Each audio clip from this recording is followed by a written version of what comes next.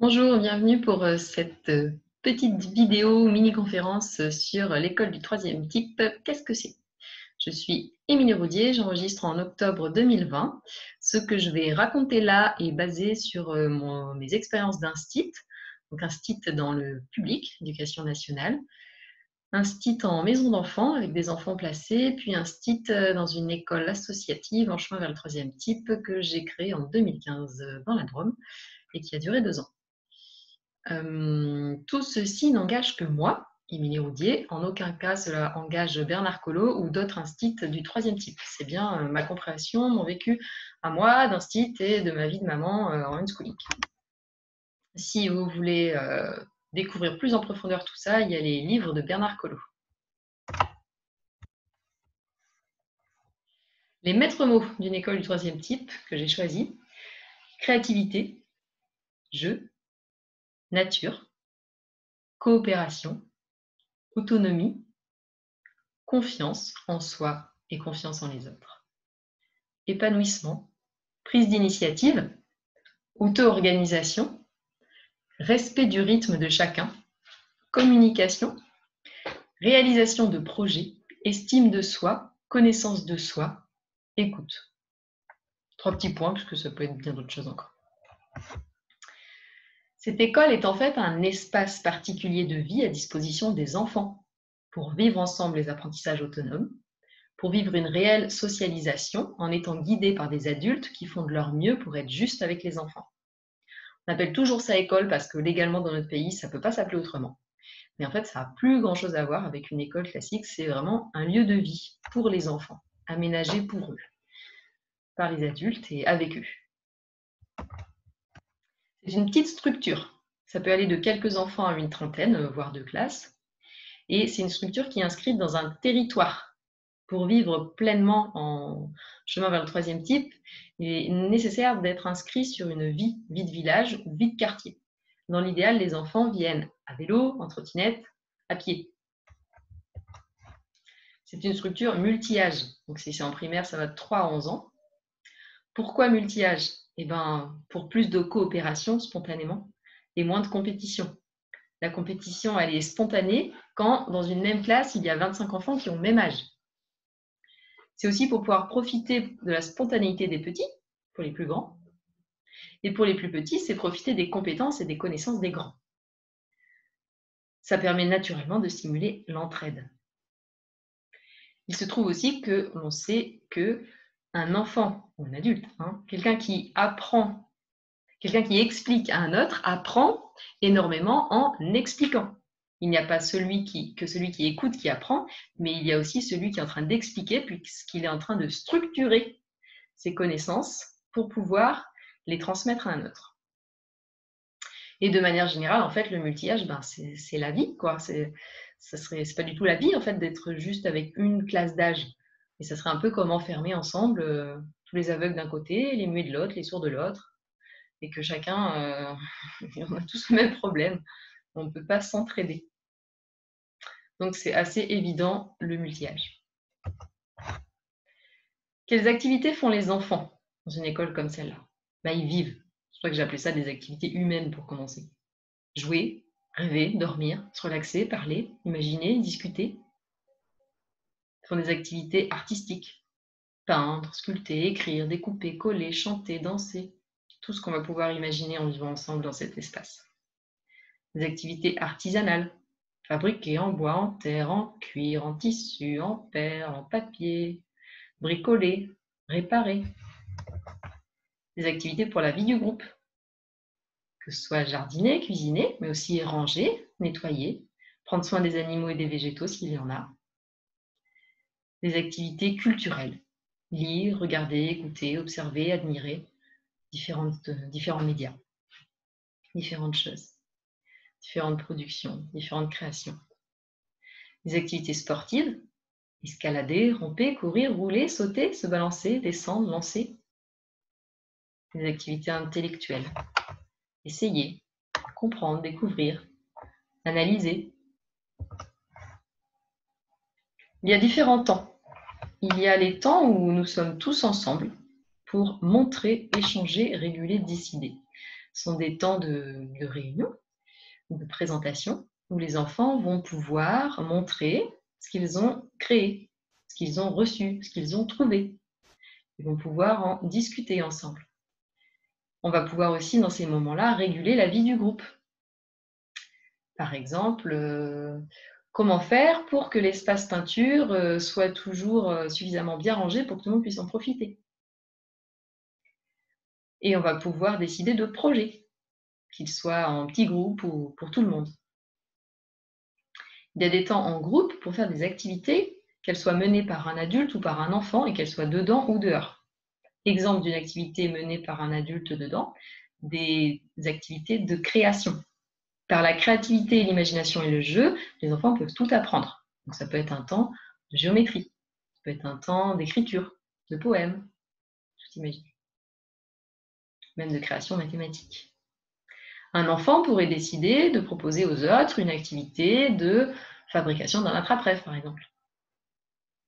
On peut aussi faire des choses ensemble, dehors, comme sortir en forêt, jouer dehors, jardiner, voilà, plein de choses. Il y a des temps où les enfants sont complètement libres, dedans ou dehors, tout le temps avec un adulte présent, bien sûr, donc dans des espaces sécurisés, pour faire les activités et les projets qu'ils souhaitent, que ce soit de manière spontanée ou bien des projets qui durent, en fait, des projets réfléchis, choisis et pour lesquels les adultes vont les accompagner. L'espace, dedans, il y a des ateliers permanents. Ça veut dire que l'espace est aménagé avec le matériel en fonction de ce que l'on y fait. Par exemple, un coin peinture, un coin marionnette, un coin dinette, un coin poupée, un coin avec tout ce qu'il faut pour dessiner, un coin pour écrire, un coin avec plein de matériel de maths, un coin avec plein de matériel de sciences. Tout est possible en fait avec tout. Voilà. Il n'y a pas un matériel prédéterminé, on va dire. Hein. Chaque équipe va venir installer les ateliers qu'ils ont envie et en fonction de l'âge et des centres d'intérêt des enfants qui sont là. Il y a des bureaux, individuels ou pas, personnalisés ou pas. Je trouve qu'au début c'est mieux, mais que les bureaux soient personnalisés. Il y a des tables, donc plus ou moins hautes, plus ou moins grandes, des tapis et des coussins, des fauteuils, des canapés, des chaises. Tout ce qu'il faut pour se sentir bien. En fait, c'est comme aménager une salle de jeu dans une maison. Il y a un espace extérieur. Donc, ce n'est pas la peine de se mettre la pression pour que cet espace soit forcément très grand. Ce qui compte, c'est qu'il y en ait un et que les enfants puissent y jouer et qu'il puisse y avoir au minimum un petit peu de nature plutôt que de béton, qu'on puisse y faire des plantations et que les enfants puissent y faire des installations qui vont pouvoir laisser. Et il y aura tout l'espace extérieur aussi, que ce soit la forêt, le bois, le parc, les champs. La communication est très importante. Bien sûr, les enfants entre eux vont pouvoir parler, discuter, échanger, comme ils le souhaitent. Évidemment, dans le respect de ce que sont en train de faire les autres, sans crier. Et si c'est en réunion et que quelqu'un est en train de parler, ils vont apprendre à ne pas parler à ce moment-là. Mais en aucun cas, ils ne vont devoir rester assis et séparés sans se parler. La communication entre adultes, hyper importante pour réguler tout ce qui se passe dans cet espace. La communication entre enfants et adultes, alors pour moi c'est vraiment quelque chose de très important que les adultes soient conscients de leur manière de communiquer avec les enfants et tendent à évoluer, à faire vraiment de leur mieux à ce niveau-là. Communication avec les adultes extérieurs, donc que ce soit des personnes ressources, des personnes passionnées qui vont venir pouvoir partager leur domaine de passion, des correspondants qui seraient plus éloignés ou des bénévoles, que ce soit de la famille, des grands-parents, des voisins. La communication avec des enfants extérieurs, donc là aussi des correspondants et des rencontres. Les adultes sont des guides justes, responsables et inspirants. Ils observent les enfants, ils apprennent à les connaître et ils les reconnaissent. Ils les accompagnent dans toutes leurs activités et projets. Ils les accompagnent dans leur vie émotionnelle aussi. il les accompagne dans toute la vie affective, émotionnelle, intellectuelle, en disant sur tous les plans de l'existence. Les adultes sont là aussi pour coordonner et réguler les échanges entre les différentes personnes qui vont évoluer dans cet espace. Ils sont là pour permettre à chacun de se sentir dans un état sécure, qui est un élément indispensable pour que les enfants puissent apprendre. Les adultes sont aussi des ingénieurs logistiques. Ils vont coordonner la gestion de l'espace et du matériel. Ils vont être le maître du temps. Et ils vont aider à la mise en place des projets. Ces adultes, pour moi, ils ont différentes compétences assez précieuses. Envers les enfants, ils sont là, ils sont capables de les aider à maîtriser leurs émotions. Ils sont là pour les aider ils sont là pour accueillir. Oui, alors je redis. Ces adultes sont capables de maîtriser leurs propres émotions et ils sont capables d'accueillir celles des enfants et donc d'être un modèle inspirant d'une personne qui sait maîtriser ses émotions et qui va être le roc solide, aimant, quand un enfant est pris dans une tempête émotionnelle. L'adulte sait dire oui ou non aux demandes avec discernement et dans la paix intérieure. Il sait utiliser le jeu dans la relation aux enfants et le rire. Ces adultes, ils souhaitent, en tout cas, être toujours dans un état de remise en question pour évoluer, s'élever eux-mêmes pour faire de leur mieux avec les enfants. Ils savent s'écouter à l'intérieur, leur intuition. Ils savent se ressourcer. On ne peut pas prendre bien soin des autres si on ne prend pas bien soin de soi-même. Et ils savent se positionner avec justesse. Et ils savent aussi, revoir leur position s'ils se rendent compte qu'on pouvait faire mieux. Envers les autres adultes, ils savent exposer leurs ressentis, leur vécu, leur point de vue avec sérénité. Et ils savent écouter et accueillir ceux des autres, et ceci sans jugement. Donc exprimer, écouter, et dans le but de rechercher et cultiver l'harmonie dans le groupe.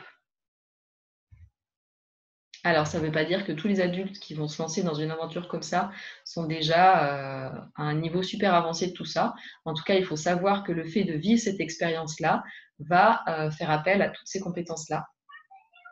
Et l'adulte pourra tenir, en fait, pourra vraiment accompagner tout ça s'il sait avancer là-dedans. Alors moi, je suis Émilie Roudier, je suis maman de 2 enfants aujourd'hui en unschooling. Avant, j'étais instite, comme je vous l'ai dit, dans le public et puis hors contrat. Je fais de la guidance parentale et de l'harmonisation des lieux aujourd'hui. Et aussi, je supervise des écoles associatives parentales qui se veulent en chemin vers le 3e type. Je vais faire d'autres vidéos que vous pourrez retrouver sur mon site, sur le 3e type notamment. Je vais en faire une plus technique, plus poussée sur le fonctionnement interne de l'école. Donc, comment ça fonctionne au quotidien donc avec les enfants. J'en ferai une aussi, je pense, sur le côté parental. Comment ceci peut être parental. Je vais aussi prévoir des webinaires pour ceux qui sont vraiment intéressés pour se lancer. Et puis, j'ai une offre de supervision pour ceux qui se lancent vraiment. Bonne soirée.